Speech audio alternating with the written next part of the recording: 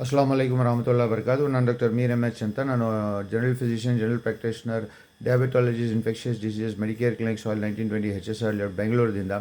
ನಾನಿವತ್ತು ಚರ್ಚೆ ಮಾಡೋದು ಕೆಲವು ಪೇಷಂಟ್ಸು ಅವರು ದೇವರಲ್ಲಿ ನಂಬಿಕೆ ಇಲ್ಲ, ಏನೇನೋ ತಪ್ಪು ಮಾಡ್ತಾರೆ ಅಂತ ಹಿಡ್ಕೊಂಡೋಗಿ ಅವ್ರಿಗೆ ಸುಧಾರಿಸ್ಬೇಕು, ದೇವರ ನಂಬಿಕೆಯನ್ನು ಹೇಳ್ಕೊಡ್ಬೇಕು ಅಂತ ಕರ್ಕೊಂಡೋಗಿ ಏನೇನೋ ಪಾಠಗಳನ್ನು ಹೇಳಿ ಧರ್ಮದ ಅಭ್ಯಾಸಗಳನ್ನು ಮಾಡಿ ಪ್ರಾರ್ಥನೆ ಮಾಡಿಸಿ ಅವರಿಗೆ ದೇವರಲ್ಲಿ ನಂಬಿರೋರ ಅಂತ ಮಾಡೋಕ್ಕೆ ಪ್ರಯತ್ನ ಪಡುವ ತುಂಬ ಸಂಘರ್ಷ ನಡೀತಾ ಇದೆ.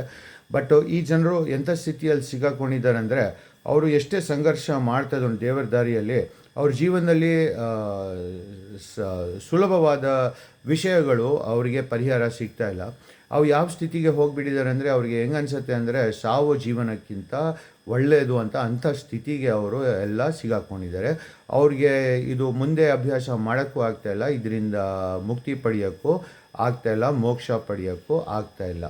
ಸೊ ಇದರ ಮಾರ್ಗದರ್ಶನ ಏನು, ಇದು ಎಲ್ಲಿ ಕೊಟ್ಟಿದೆ ಅಂದರೆ ಸೂರ 34:5 ಕೊಟ್ಟಿದೆ.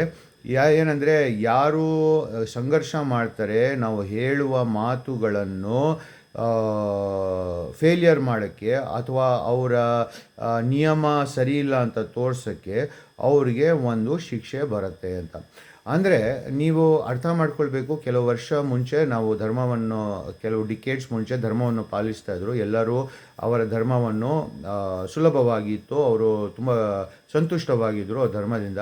ಬಟ್ ಆಮೇಲೆ ಕೆಲವು ಜನ ಬಂದಿದ್ದಾರೆ, ಅವರ ನಂಬಿಕೆ ಏನಂದರೆ ಜೀವನನ ಸೃಷ್ಟಿ ಅಥವಾ ನಾಶ ಮಾಡೋಕ್ಕೆ ಆಗಲ್ಲ, ಜೀವನ ಬರೀ ರೂಪ ಬದಲಾಯಿಸ್ತಾ ಇರುತ್ತೆ. ಅವರು ಎಲ್ಲ ಗಮನ ಕೊಡ್ತಾ ಇರೋದು ರೂಪ ಬದಲಾಯಿಸುವ ಫಿಸಿಕ್ಸ್ ಅಂಶಕ್ಕೆ.